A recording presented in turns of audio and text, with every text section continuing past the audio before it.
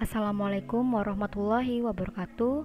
Saya perwakilan dari kelompok 11 yang beranggotakan saya sendiri yaitu Sri Wahyuni dan rekan saya itu ada Gita Karlina, Sulta Hanika, Rival Navigas, dan Wiwi Permata Putri.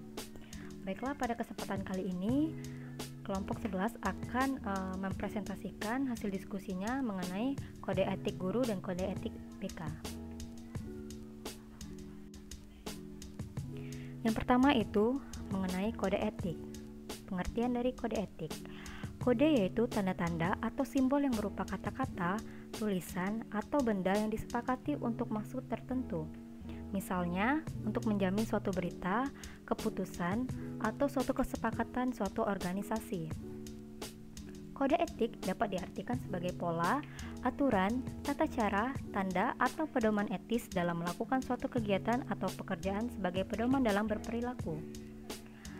Nah, dalam kaitannya dengan profesi, bahwa kode etik merupakan tata cara atau aturan yang menjadi standar kegiatan anggota suatu profesi. Suatu kode etik menggambarkan nilai-nilai profesional suatu profesi yang diterjemahkan ke dalam standar perilaku anggotanya. Nah, menurut Biggs dan Blocher tahun 1986,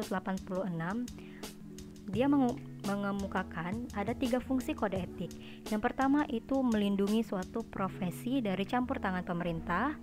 Yang kedua, mencegah terjadinya pertengkaran atau pertentangan internal dalam suatu profesi.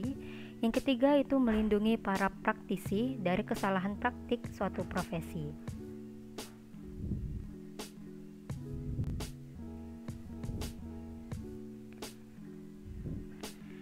Yang selanjutnya itu mengenai kode etik guru.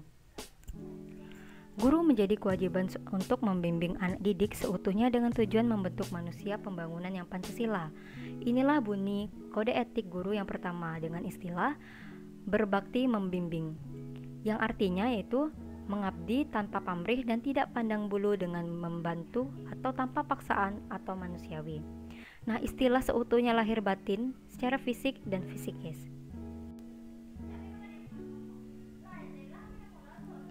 Selanjutnya itu mengenai kode etik guru, pengertian dari kode etik guru.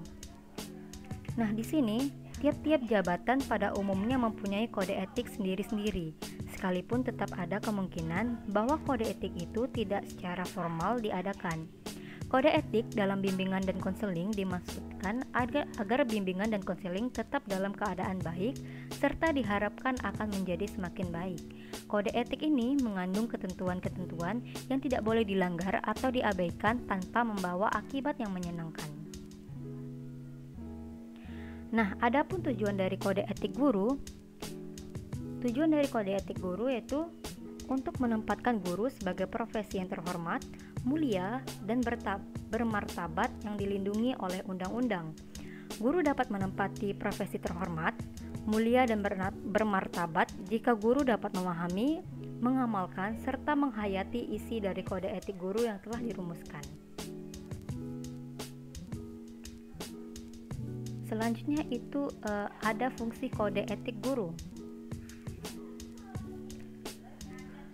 Kode etik guru Indonesia berfungsi sebagai seperangkat prinsip dan norma moral yang melandasi pelaksanaan tugas dan layanan profesional guru dalam hubungannya dengan peserta didik, orang tua, wali siswa, sekolah, dan rekan seprofesi, organisasi profesi, dan pemerintah sesuai dengan nilai-nilai agama, pendidikan, sosial, etika, dan kemanusiaan.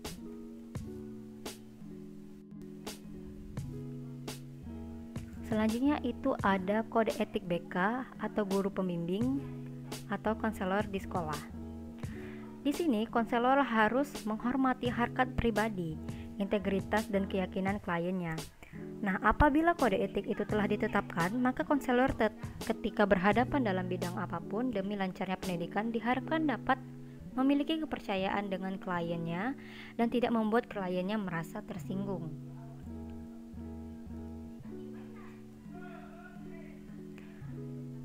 Berikut mengenai pengertian kode etik bimbingan dan konseling. Pengertiannya itu, merupakan suatu ketentuan atau sebuah peraturan yang mana harus ditaati oleh siapa saja yang ingin berkecimpung dalam bidang bimbingan dan konseling yang bertujuan untuk kebaikan. Nah, kode etik dalam bimbingan dan konseling dimaksudkan yang mana agar bimbingan konseling tetap dalam keadaan baik, serta diharapkan akan menjadi semakin baik. Lebih-lebih di Indonesia, di mana bimbingan dan konseling masih relatif baru. Kode etik ini mengandung ketentuan-ketentuan yang tidak boleh dilanggar atau diabaikan karena membawa akibat yang tidak menyenangkan.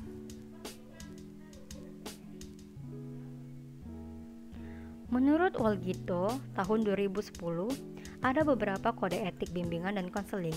Yang pertama itu, pembimbing atau pejabat lain yang memegang jabatan dalam bidang bimbingan dan konseling harus memegang teguh prinsip bimbingan dan konseling.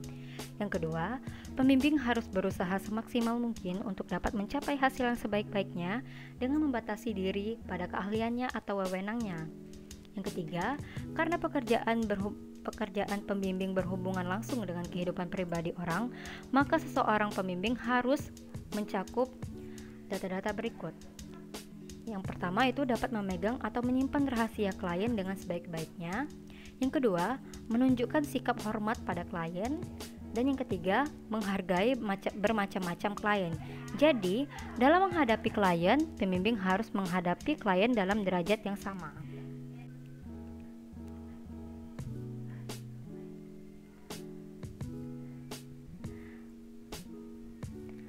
Selanjutnya itu ada sanksi dari kode etik itu sendiri.